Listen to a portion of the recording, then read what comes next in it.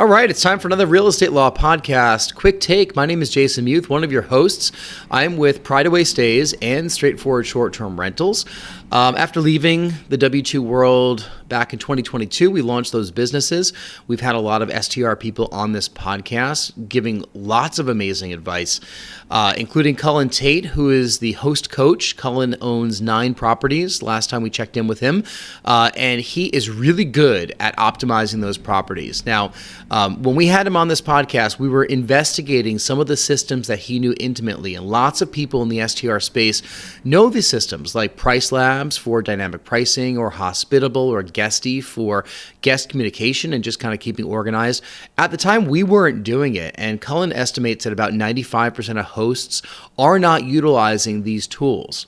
I agree. I think a lot of people are not doing it. And when we have conversations with people kind of in like the real world and everyday life about short-term rentals, when we introduce these types of concepts into the conversation, it's eye-opening. It's illuminating to these people. So unless you're like really deep in the trenches and in it every single day, you might not realize that these tools exist to help optimize your properties, make it easier for you to run them, and give you the ability to make more money than you would have if you just set and forget your prices. So give a listen. So 95% of hosts are doing what I call like set it and forget it pricing, right? Mm-hmm. $200 a night, plug it into the calendar. And what happens is your weekends fill up real quick and your weekdays stay vacant. So if that sounds familiar to anybody, the solution is a technological one. There are third-party dynamic pricing tools available that attach to your Airbnb listing. I use one called pricelabs. And that software is attached through an API directly to the data at Airbnb, and it knows precisely how many people are searching for a property in a given area every specific day. It knows that historic information as well, and it knows the current occupancy. So with a software like that, you would set a base price of, say, $200, and then the software would adjust automatically for you your price upwards in the case of high demand. So let's say there's a concert coming in town, or a fair, or it's a college graduation weekend.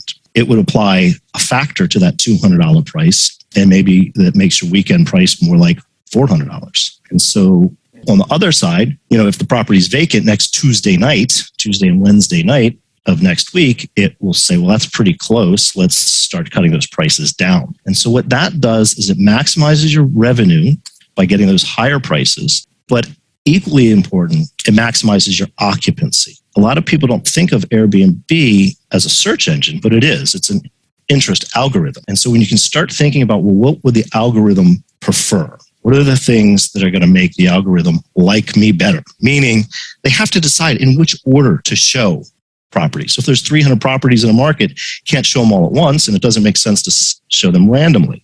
So it will show them, there's a lot of factors, but think about what's important to the algorithm, to the company, which is they only get paid their service fees when your place books. So the place that books the most, closes the most leads, converts the most views into a booking, will be preferred by the algorithm, therefore will be shown higher in rank placement, and it's a self-feeding circle.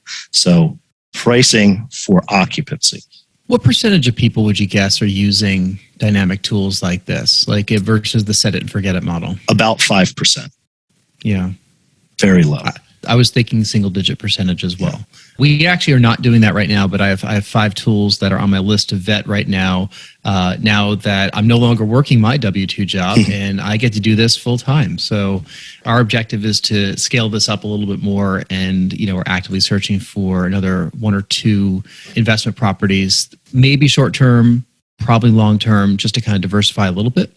But some other tools, what are some other tools that you're using? Is there anything else besides the dynamic pricing tool?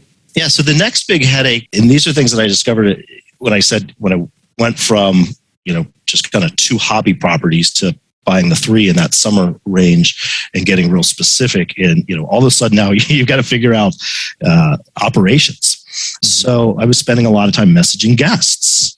And there's another technology, another software as a service called Hospitable, which is an automated messaging system.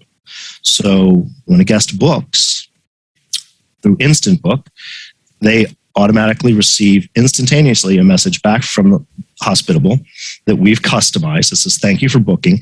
And here's everything that you need to know about visiting this area, right? Jason, if you were coming to DC, and said, what am I going to do? What should I do? What should I see? I'm going to send you a long email with, all my favorite restaurants and attractions, right? So that automated message goes out. So all of the messaging with the guests is automated.